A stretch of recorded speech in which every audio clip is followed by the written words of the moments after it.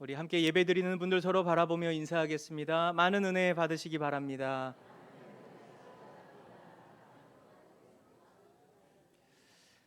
이 땅에 보내주신 귀한 생명, 우리의 자녀들을 사랑과 헌신과 희생으로 길러낸 모든 부모님들의 심령 가운데 하나님의 위로와 복이 가득 넘치기를 주님의 이름으로 축복합니다.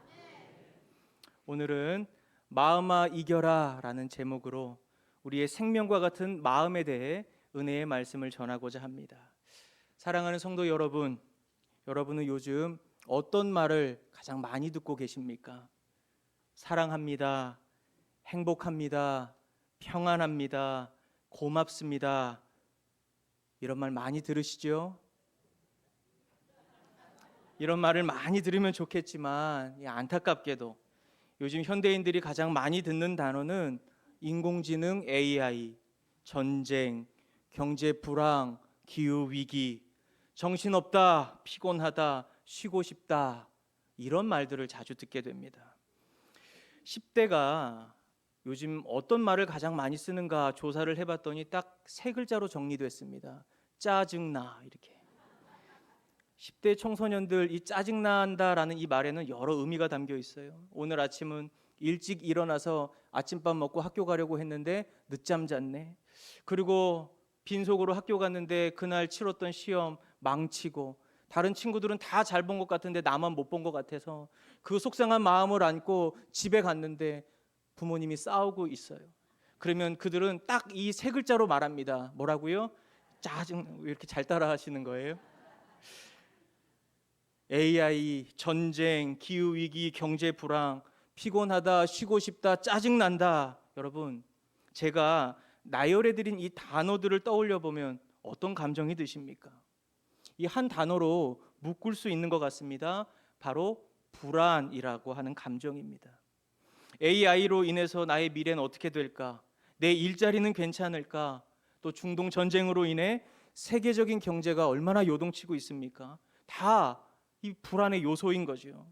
최근에 소아 청소년 심리 전문가들의 발표를 보면 예전에는 중고등학생들에게 불안 지수가 높게 나타났는데 요즘은 그 연령이 낮아졌어요. 이 초등학생들에게도 불안 지수가 많이 높다는 거예요. 초등학교 때부터 학업 스트레스 많이 받고 또 스마트폰을 사용하면서 각종 SNS를 통해 남과 나를 비교하며 이 불안 지수가 더 높아졌다는 겁니다. 이 초등학생이 그 정도면 중고등학생들은 거의 불안을 달고 산다고 봐야 합니다. 여러분, 자녀에게 화를 내십니까? 안 내십니까? 대답 안 하셔도 됩니다. 가만 생각해 보면 그렇게 화낼 일도 아닌데 불같이 화를 낼 때가 있습니다. 보통 그 이유는 부모의 감정이 불안하기 때문이죠. 잔소리를 많이 하는 것도, 일관성 없이 자녀를 양육하는 것도 대부분 부모가 가지고 있는 불안의 요소가 크기 때문입니다. 여러분, 목사인 저는 어떨까요? 하나님의 말씀을 매일 묵상하고 또 이렇게 설교도 하고 또 기도도 많이 하는데, 그러니까 저는 불안하지도 않고 염려도 없겠죠? 그러면 너무 좋겠지만 솔직히 말씀을 드리면 토요일 저녁만 되면 너무 불안합니다. 내일 주일인데 설교를 망치지는 않을까? 또 내가 예측하지 못했던 일들이 일어나면 어떡하나? 이런저런 생각이 저를 사로잡으면 그때부터 불안해지기 시작합니다. 심장 박동이 빨라지고 잠을 푹 못 잘 때가 종종 있어요. 다행히 어제는 아주 잘 잤습니다. 여러분의 일상은 어떠십니까? 이 경제적인 위기, 끝이 보이지 않는 치열한 경쟁, 그리고 끊임없이 남과 나를 비교하는 이 사회 구조 속에 우리는 늘 무언가 쫓기듯 살아갑니다. 내일을 장담할 수 없다는 두려움, 남보다 뒤처지면 어쩌나 하는 조바심이 우리 일상 밑바닥에 짙게 깔려 있는 거예요. 겉으로는 다들 미소 짓고 평안하게 웃는 것 같지만 속으로는 저마다의 불안을 안고 위태롭게 하루하루를 버텨내는 것이 우리의 자화상입니다. 마가복음을 보면 거센 풍랑한 가운데서 불안과 공포에 떨었던 사람들이 등장합니다. 그들이 누구죠? 예수님의 제자들입니다. 칠흑 같은 어둠 속에서 파도가 배를 집어 삼킬 듯 몰아칠 때 제자들은 생명의 위협을 느끼며 극도의 불안에 사로잡혔습니다. 그런데 그 절망의 순간 예수님께서 물 위를 걸어오시며 제자들에게 이렇게 말씀하신 겁니다. 안심하라, 내니 두려워하지 말라. 사랑하는 성도 여러분, 우리의 영혼을 향해 예수님은 지금도 말씀하고 있습니다. 안심하라, 내가 너와 함께 있다, 두려워하지 말라. 이 놀라운 음성 이 시간 다 들을 수 있기를 주님의 이름으로 축복합니다. 주님은 파도를 먼저 잠잠케 하신 게 아닙니다. 환경을 먼저 변화시킨 게 아니라 제자들의 불안한 마음을 먼저 어루만져 주셨습니다. 세상의 거센 풍랑 속에서 살아가는 우리가 먼저 지켜내야 하는 것은 환경의 변화가 아니라는 겁니다. 먼저는 우리 마음, 하나님이 생명처럼 주신 이 마음을 잘 지켜야 한다라는 것을 보여주는 말씀입니다. 잠언 4장 23절은 우리에게 이렇게 권면합니다. 우리 말씀을 함께 읽어보겠습니다. 모든 지킬 만한 것 중에 더욱 내 마음을 지키라. 생명의 근원이 이에서 남이니라. 그리스도인의 생명은 마음에 있습니다. 마음을 지키면 폭풍 속에서도 하늘의 평안을 누리며 사는 것이고, 마음이 불안하고 두려우면 5성급 호텔에 살아도 날마다 지옥을 경험하는 겁니다. 그리스도인의 진짜 승리는 마음을 지켜내는 것에 달려 있습니다. 세상의 불안과 두려움이 나의 마음을 잠식하지 못하도록 힘써 막아내야 한다는 거예요. 하지만 성도 여러분, 마음을 지키는 것 우리의 결단과 의지만으로 쉽게 되던가요? 아마 예배를 드리고 있는 지금 이 순간에도 마음을 지키지 못해서 이 생각 저 생각, 이 걱정 저런 염려, 상념에 사로잡힌 분들이 분명히 계실 겁니다. 마음을 지키는 것, 이 또한 주님의 은혜가 필요한 것입니다. 오직 은혜, 오직 성경, 오직 예수 그리스도가 우리의 마음을 변화시키고 새롭게 하기 때문입니다. 이 시간 우리의 마음을 새롭게 하시는 주님의 은혜가 여러분의 심령 가운데 가득하기를 원합니다. 바라기는 우리에게 오늘 주신 이 말씀을 통해 마음을 지키고 승리하는 성경적인 방법을 깊이 깨닫고 실천할 수 있기를 주님의 이름으로 축복합니다. 오늘 우리에게 주신 본문 19절의 말씀을 다 함께 읽어보겠습니다. 내가 그들에게 한 마음을 주고 그 속에 새 영을 주며 그 몸에서 돌 같은 마음을 제거하고 살처럼 부드러운 마음을 주어. 말씀에는 두 가지 마음이 등장합니다. 돌 같은 마음, 그리고 부드러운 마음입니다. 이 돌 같은 마음이란 어떤 마음일까요? 성경에 기록된 돌 같은 마음은 단순히 악하고 독한 마음을 의미하는 것만은 아닙니다. 현대 사회를 살아가는 우리에게 이 돌 같은 마음은 상처받지 않으려고 스스로 쳐놓은 단단한 방어막과 같은 거예요. 지난주에 나를 지키는 경계선이라는 제목으로 말씀을 전했습니다. 세상의 소리와 요구에 대해, 죄의 유혹에 대해 분명한 경계선이 있어야 나를 건강하게 지킬 수 있다 말씀드렸습니다. 언뜻 보면 경계선과 단단한 이 방어막과 같은 거 아닌가? 비슷하다는 생각이 들 수도 있습니다. 같아 보이지만 분명히 다른 겁니다. 경계선은 문이 달려있는 울타리입니다. 내 영혼을 갉아먹는 부정적인 가치관과 제 유혹이 들어올 때는 단호하게 문을 닫지만, 하나님의 은혜가 부어질 때나 또 이웃과 사랑을 나눌 때는 활짝 문을 열 수 있는 울타리가 경계선인 거예요. 하지만 돌 같은 마음은 다릅니다. 이것은 문도 창문도 없는 사방이 꽉 막힌 벽이에요. 세상살이가 너무 고단해서, 사람들에게 받은 상처가 너무 아파서 내가 다시는 상처받지 않으리라 다짐하며 내 마음 주변에 이 두꺼운 돌벽을 쳐버린 겁니다. 그저 세상에서 살아남기 위해 상처받지 않으려고 마음에 생긴 이 굳은 살을 그대로 내버려 둔 것뿐인데, 안타깝게도 그것이 하나님의 따뜻한 사랑과 은혜마저 튕겨내는 이 돌 같은 마음이 되어버린 거지요. 사랑하는 성도 여러분, 상처받은 마음, 지쳐버린 마음이 회복되고 다시 힘을 얻으려면 우리가 먼저 해야 하는 게 있습니다. 지금 내 마음의 상태를 외면하지 말고 정직하게 들여다봐야 한다는 겁니다. 심리학에서는 그것을 알아차림이라고 말해요. 내 마음의 상태를 내가 정확하게 알아야 한다는 겁니다. 우리가 주님 앞에 회개할 때 무엇을 먼저 해야 합니까? 나의 죄와 영적 상태를 있는 그대로 직면하고 알아야 우리가 하나님 앞에 회개할 수 있지 않겠습니까? 하나님 앞에 엎드릴 수 있지 않겠습니까? 내 죄를 모르는데 무엇을 회개하겠습니까? 어떻게 우리의 삶을 바꿀 수가 있겠습니까? 마찬가지입니다. 마음이 치유되는 것, 힘을 얻는 것, 내면을 먼저 성찰해야 하는 거예요. 마음을 들여다봐야 합니다. 직면하지 않으면 문제를 발견하지 못하는 겁니다. 이 돌 같은 마음을 가진 사람의 특징이 있습니다. 첫 번째는 불행의 이유를 타인에게 돌린다는 거예요. 그렇게 남 탓을 많이 합니다. 모든 문제는 다 저 사람 때문이라는 거예요.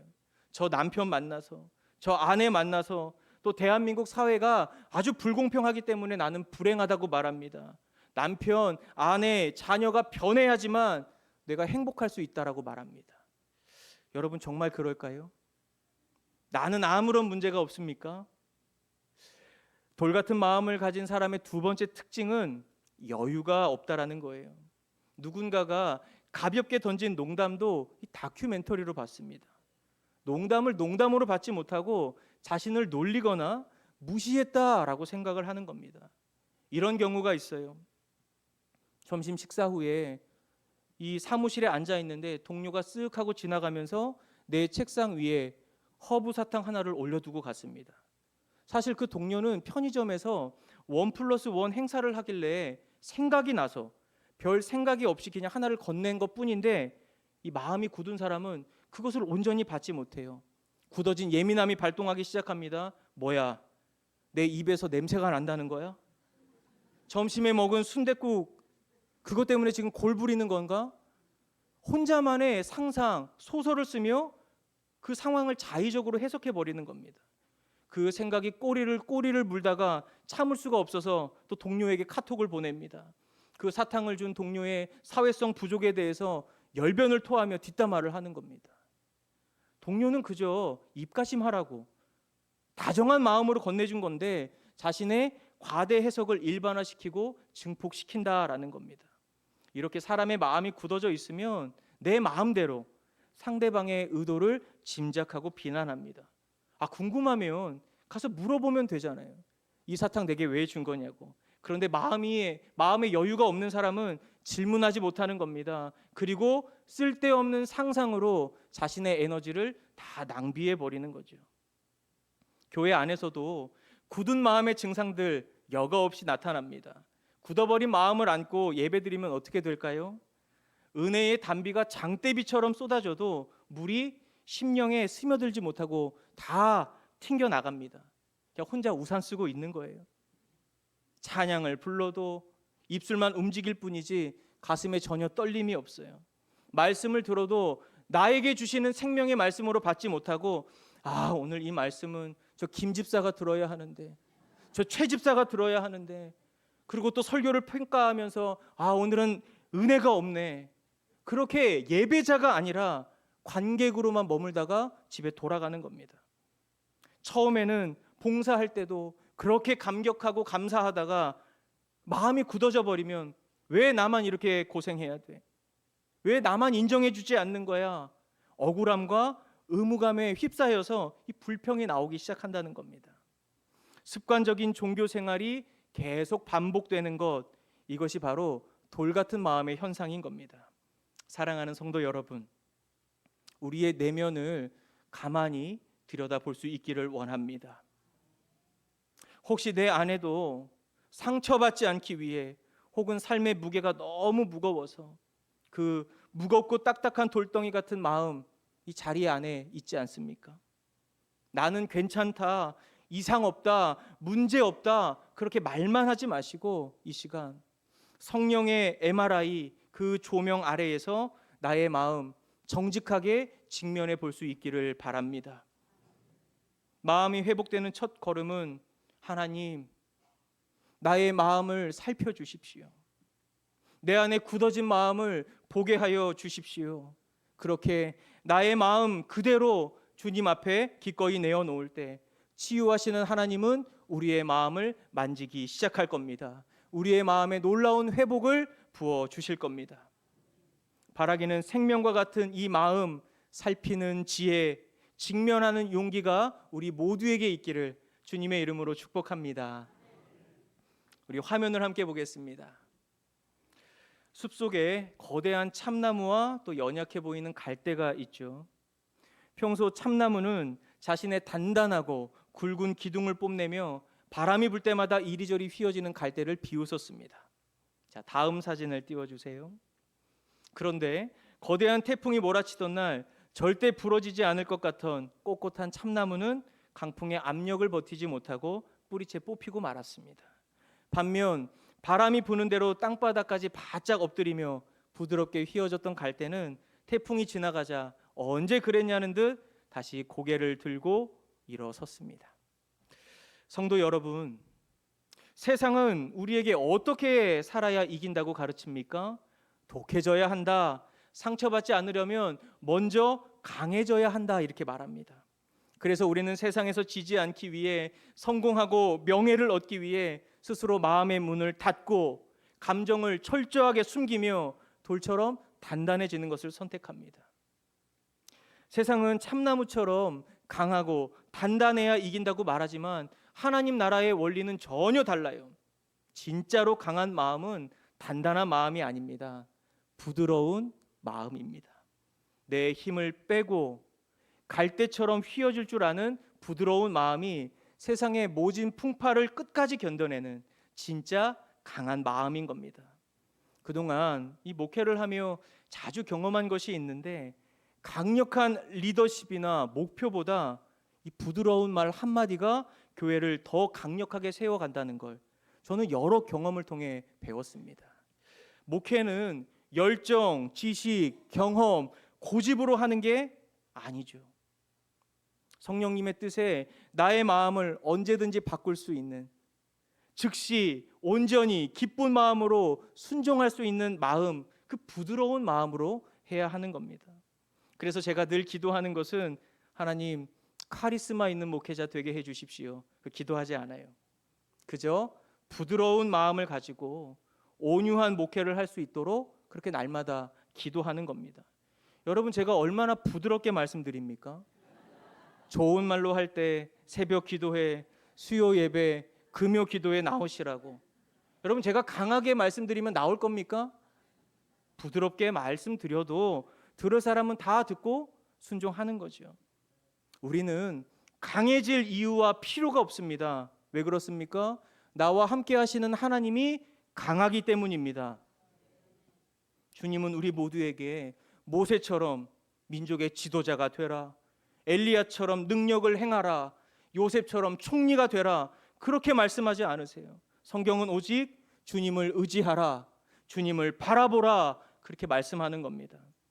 전능하시고 신묘막직하신 주님이 나와 함께함을 분명히 믿으면 어떤 고난도 역경도 시련도 다 이겨낼 수 있는 겁니다. 그래서 더욱 우리의 마음과 생각, 우리의 언어가 가정과 교회, 이웃과 세상 속에서 부드러워야 하는 거예요.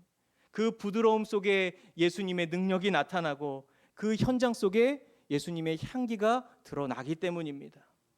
오늘 본문인 에스겔 11장 19절에는 놀라운 은혜의 복음이 기록되어 있습니다. 우리 19절 말씀 다시 한번 읽어봅니다. 내가 그들에게 한 마음을 주고 그 속에 새 영을 주며 그 몸에서 돌 같은 마음을 제거하고 살처럼 부드러운 마음을 주어. 이 말씀이 우리에게 왜 복음입니까? 만약 하나님께서 돌 같은 마음을 너가 제거해라, 너가 알아서 부드러운 마음을 가져라, 그렇게 명령했다면 그것은 은혜가 아니죠. 말씀을 자세히 보시면 돌 같은 마음을 제거하고 살처럼 부드러운 마음 누가 주신다 말씀합니까? 내가 하는 것이 아니라는 겁니다. 이것이 은혜이고 복음인 거죠. 우리의 의지와 노력, 결단으로는 우리의 마음을 바꿀 수가 없습니다. 고칠 수 없는 것입니다. 올해 우리 교회의 표어가 용서, 사랑의 시작입니다. 이 용서가 주제인데, 그래서 제가 용서에 대한 설교를 자주 드렸습니다. 질문 드립니다. 그래서 이제는 더 이상 용서할 사람 없으시죠? 다 용서하셨죠? 1부 때는 아멘이 제법 나오던데 지금 3부 때는 거의 안 나옵니다. 여러분, 용서에 대해 우리가 설교를 듣는다고 되는 게 아닙니다. 우리가 안다고 되는 게 아니죠. 성경은 우리에게 두려워하지 말라, 염려하지 말라, 근심하지 말라 끊임없이 말씀하고 있지만 우리의 마음은 어떻습니까? 날마다 두려워하고 불안해하고 염려하고 근심합니다. 우리가 주님 앞에서 날마다 발견해야 하는 모습은 주님 앞에서 행한 나의 공로, 성실, 성공한 모습이 아닌 것이에요. 나의 부정한 모습, 실패한 모습, 넘어진 모습을 보면서 나는 안 되고 나는 절망하고 나에게는 소망이 없음을 분명히 깨닫고 알아야 하는 겁니다. 우리가 왜 그래야 합니까? 나를 부정한 사람만이 예수님을 찾고 예수님을 의지하고 예수님을 붙잡고 살아갈 수 있기 때문입니다. 그래서 나는 할 수 없지만 주님은 하실 수 있고, 나는 불가능하지만 주님은 가능한 이 놀라운 은혜의 삶을 다 경험할 수 있기 때문인 거예요. 하나님은 친히 우리 속에 새 영을 주시고 성령을 통해 우리의 굳은 마음을 제거해 주시겠다, 또 부드러운 마음을 주시겠다 약속해 주셨습니다. 그리고 그 약속은 이미 예수 그리스도의 십자가 죽음과 부활을 통해 우리 가운데 이루어졌습니다. 이미 성취된 약속인 겁니다. 그러니 여러분, 내 마음에 엉킨 상처, 그 얼룩, 굳어진 마음 억지로 제거하려고 애쓰지 않기를 바랍니다. 상처로 굳어져 뭉쳐있는 마음 그대로 십자가 앞으로 가져가시기 바랍니다. 그리고 십자가에 달린 주님 바라보시기 바랍니다. 나를 위해 찢기신 예수 그리스도의 십자가 사랑이 우리 마음 가운데 부어질 때 불안과 두려움으로 엉켜 있었던 굳어진 마음 다 제거되는 역사가 일어나게 될 것입니다. 청교도 신학자 토머스 왓슨은 이렇게 말했습니다. 우리 화면을 보며 함께 읽어봅니다. 바위는 스스로 녹을 수 없다. 아무리 두꺼운 얼음이라도 태양의 열기 앞에서는 녹아내리듯 인간의 돌 같은 마음은 오직 하나님의 은혜의 빛이 비칠 때만 부드럽게 녹아내린다. 여러분 믿으십니까? 우리의 굳은 마음을 녹이는 건 나의 얄팍한 의지나 세상의 심리 치료가 아닌 것이에요. 바로 십자가 은혜의 복음입니다. 바라기는 이 시간 십자가의 주님을 다시 바라볼 때 우리의 마음 예수 그리스도의 보혈로 다 덮이기를 원합니다. 성령께서 돌 같은 마음을 다 제거해 주시고 부드러운 심령으로 변화시켜 주시는 이 놀라운 역사가 이 시간 우리 안에 일어나기를 주님의 이름으로 축복합니다. 우리 옆 사람 바라보며 이렇게 축복하지요. 부드러운 마음으로 승리하시길 축복합니다.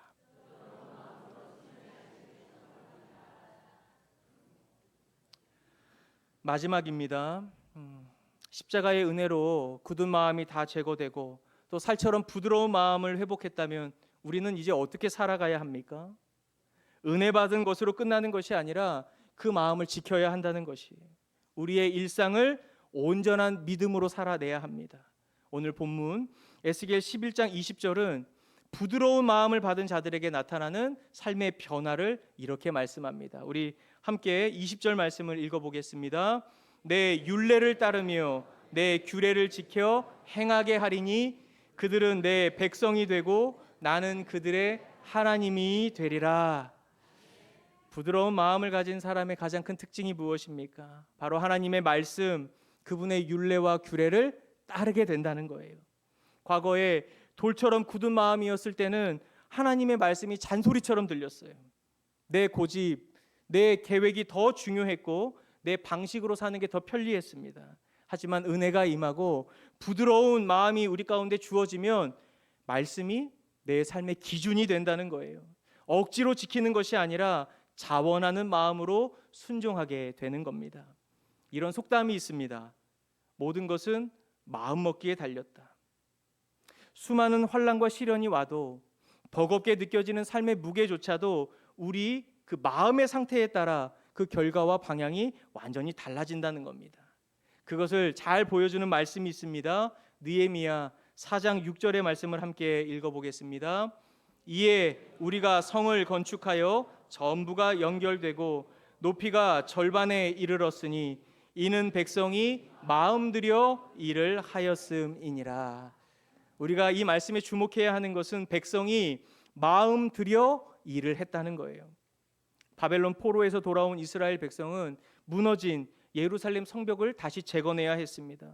그런데 느헤미야 시대 때는 주변의 강대국으로부터 계속 공격을 받았고 성벽 재건 못마땅하게 여기는 주변 사람들이 많이 있었습니다. 조롱하는 소리, 위협하는 소리로 인해 두려움과 포기하고 싶은 부정적인 감정이 백성들의 마음을 흔들었습니다. 그런데 어떻게 그 엄청난 공사를 절반이나 진행할 수 있었습니까?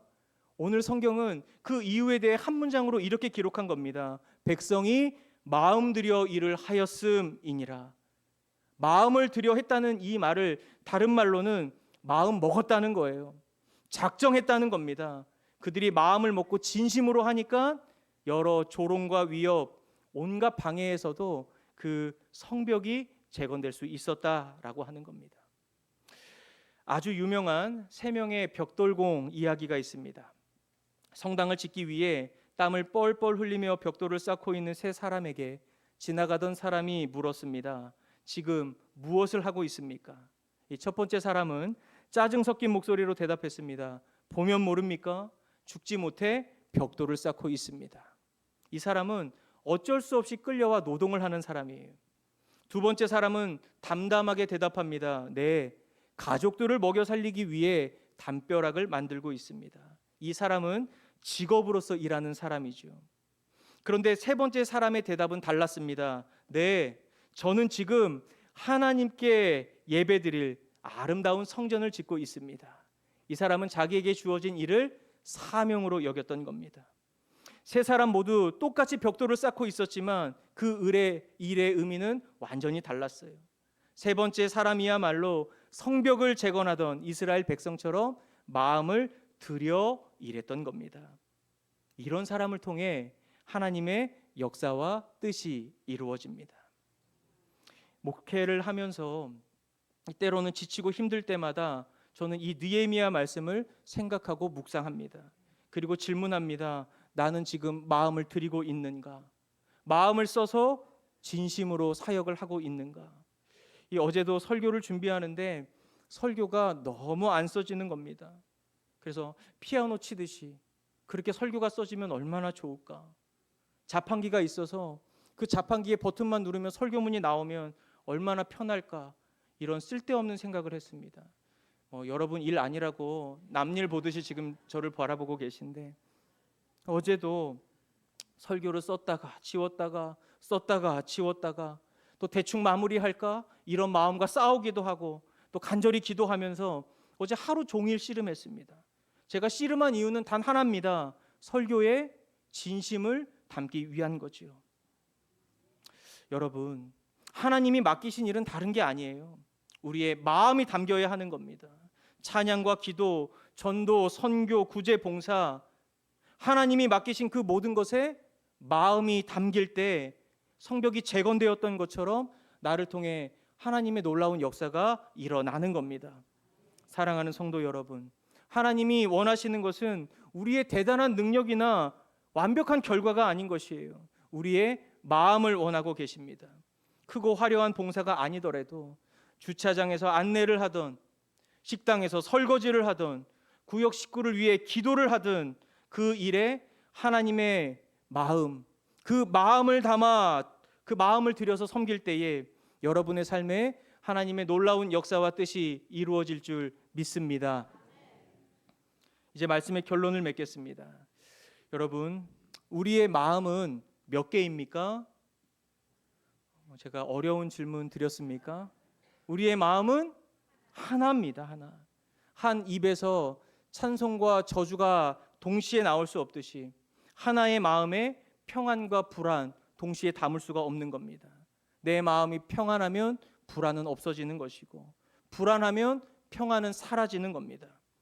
서론에서 말씀드린 것처럼 세상의 거센 풍랑은 계속해서 우리에게 덮쳐오고 또 우리의 이 유일한 마음을 빼앗으려고 할 겁니다. 하지만 그때마다 여러분 오늘 이 설교의 제목을 기억하시기 바랍니다. 설교의 제목 마음아 이겨라입니다. 세상이 강해서 우리가 무너지는 게 아닙니다. 내 안에 십자가의 은혜가 채워져서 내 마음이 이기면 그 삶의 어떤 풍랑도 다 이겨낼 수 있는 것입니다. 불안과 두려움 찾아올 때마다 말씀을 펴서 읽으시고 그 말씀으로 심령을 덮으시기 바랍니다. 마음이 돌처럼 굳어질 때마다 십자가 앞으로 나가 부드러운 마음을 구하시기 바랍니다. 그리고 나에게 주어진 하루하루 마음을 들여 진심으로 살아갈 수 있기를 바랍니다. 오늘 설교를 기억하며 우리 영혼을 향해 한번 응원하는 마음으로 선포하면 좋겠습니다. 가슴에 손을 대고 자, 저를 따라 고백합니다. 마음아 이겨라. 마음아 이겨라. 한 번 더. 마음아 이겨라. 이번 한 주 살아갈 때에 주님이 주신 마음으로 승리하며 주님이 주시는 그 놀라운 은혜를 따라 살아갈 수 있기를 주님의 이름으로 축원합니다. 함께 기도하겠습니다.